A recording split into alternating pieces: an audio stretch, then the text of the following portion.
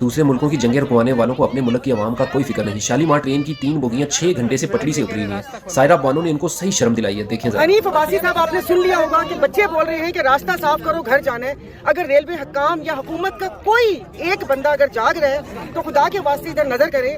لوگ، یہ شالیمار ٹرین ہے جو کراچی سے صبح 6 بجے یا 7 بجے نکلتی ہے، لوگ 5 بجے سے جاگے ہوئے ہیں اور یہاں پر پچھلے 4-5 گھنٹے سے گاڑی کھڑی ہے. 3 بوگیاں الٹی ہوئی ہیں اور ابھی تک نہیں آئی نہ کوئی ٹرین، نہ کوئی کرین اور نہ کوئی ایکسٹرا انجن کہ اس کو اس طرف لے جا کر، یا جو باقی پٹریاں 3 گری ہوئی ہیں ان کو آپ روانہ کریں.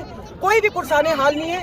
یہ تمام لوگ دیکھ لیں، آپ دکھائیں ذرا کہ یہ اتنی گرمی، 3 گھنٹے سے لوگ کھڑے ہیں.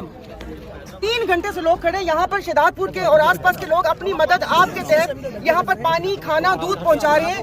تو خدا کے واسطے جاگ جائیں. اپنے جو بھی عملہ ہے آپ اس کو فوراً یہاں ٹریک پہ بھیجیں اور لوگوں کی داد رسی اور مدد کریں.